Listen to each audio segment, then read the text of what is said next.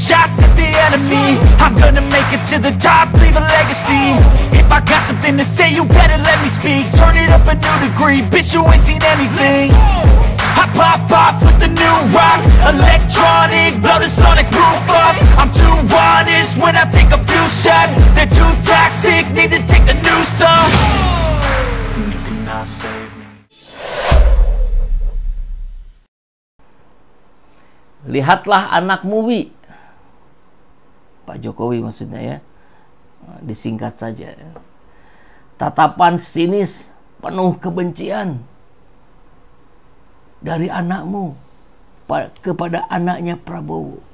Pada anakmu akan menjadi wakilnya Pak Prabowo. Gambar itu memang sejuta makna. Tapi gambar yang berulang itu menunjukkan sebuah pola. Pola apa? Ya pola kebencian.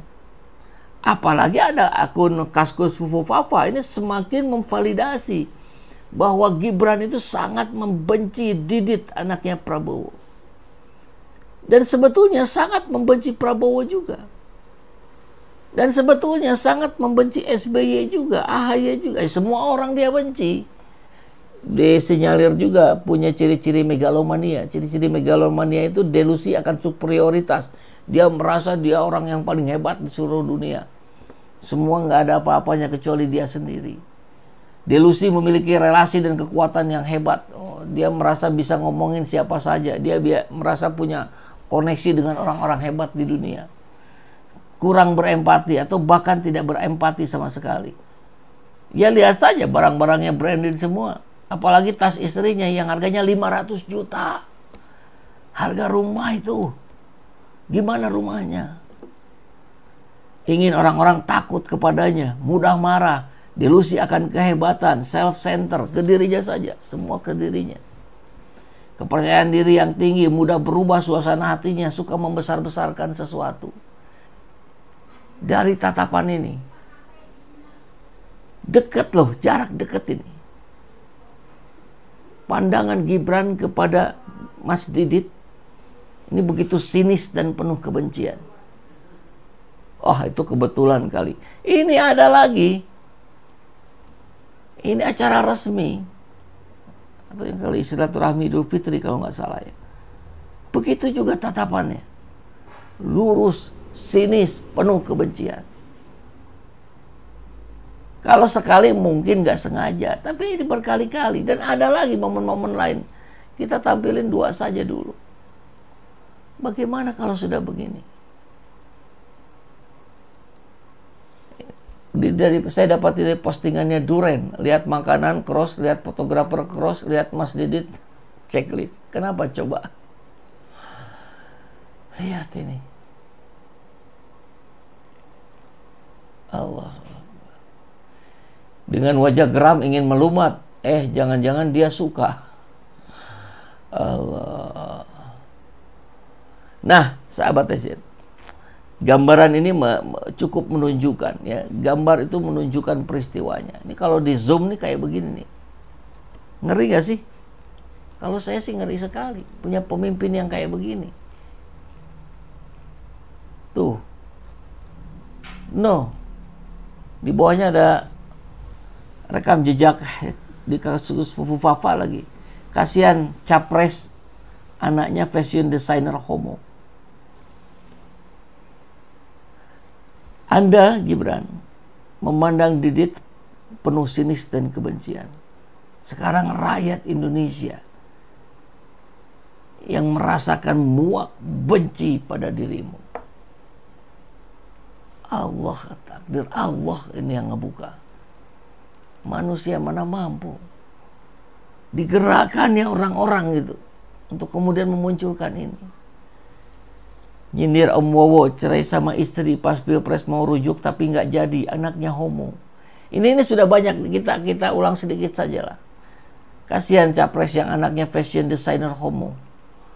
Allahu Akbar. Lihat matanya. Pantas dulu kita lihat kelakuannya seperti ini waktu kampanye.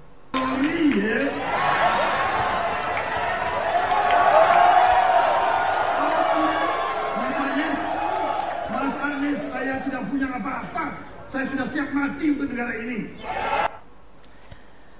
Allahu Akbar. Ini kalau orang normal nggak akan berperilaku seperti itu. Dia tahu diri dalam situasi apa di situ sampai mesti ditegur oleh orang yang ada di belakangnya. Lihat Didit, kalem saja. Pantas gitu, nyambung terus dengan wajah tatapan sinis penuh kebenciannya, dengan fufu-fafanya. Bahkan ini ngomongin Syahrini, ya, bagi yang belum tahu nih. Kiri kanan size-nya beda. Enggak lah, sama lah.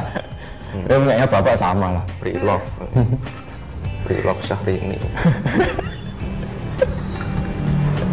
Kiri kanan. Kaisangnya aja sampai malu itu dengar omongan Gibran kayak gitu. Size-nya kiri kanan beda. Syahrini. Kemudian ada tulisan, saya nggak tega bacanya. Ini wakil presiden kita. Kita, lu aja kali. Pasti begitu tuh ya. Ya Allah, penerus Bung Hatta ini, ampuni rakyat dan bangsa ini ya Allah. Makanya ini harus dibatalkan. Berbanding lurus dengan akun yang diarahkan kepadanya. Mengapa otak Fufu Fafa harus diperiksa dengan brain CT scanner dari repelita.net? Ini ada uraian di awal, tapi kita percepat saja ya, langsung ke intinya. Soal perlunya pemeriksaan brain CT scan terhadap otak Fufu Fafa yang ditengarai telah mengalami kerusakan.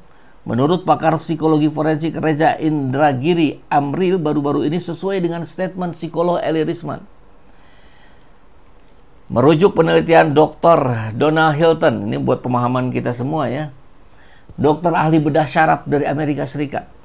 Di mana kerusakan otak akibat pornografi bisa sama dengan kerusakan otak yang diakibatkan kecelakaan berkendara.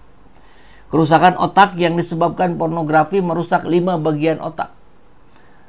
Bagian lobus frontal, gyrus insula, nucleus accumbens putamen, cingulated, dan cerebellum yang berperan di dalam kontrol perilaku yang menimbulkan perbuatan berulang-ulang terhadap pemuasan seksual. Jadi diketahui akun Fufu Fafa itu masuk ke 23 website porno dalam dan luar negeri. Menurut Eli, yang juga ketua yayasan kita dan buah hati ini, kerusakan otak akibat pornografi sulit untuk dideteksi dengan cara-cara konvensional. Oleh karena itu dibutuhkan alat canggih untuk dapat menegakkan kembali kerusakan struktural otak di 5 tempat vital, yakni brain CT scanner. Disinilah sebenarnya fungsi keluarga sebagai penyadar bisa melarang anak-anaknya menonton pornografi yang makin marak di media internet dan seterusnya. Karena tadi ya dapat merusak 5 bagian otak.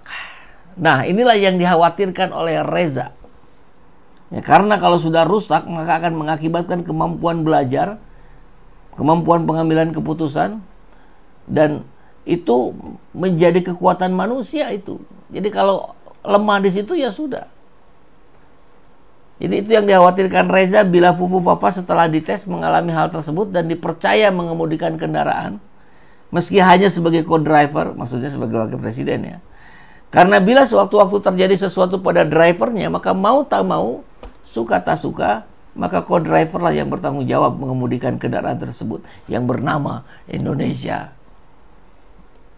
Bahaya nggak sih?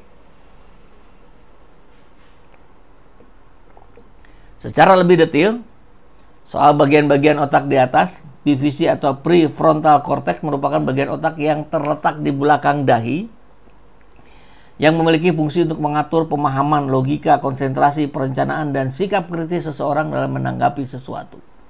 Dan jika terjadi kerusakan pada PFC atau kerusakan korteks otak, ini akan beresiko menyebabkan gejala sisa dan mengakibatkan ketidakmampuan atau penurunan nalar manusia. Bisa dibayangkan bagaimana jadinya jika benar Fufu Fafa mengalami kerusakan tersebut. Bahaya besar bagi dirinya dan sialnya lagi bagi Indonesia Raya.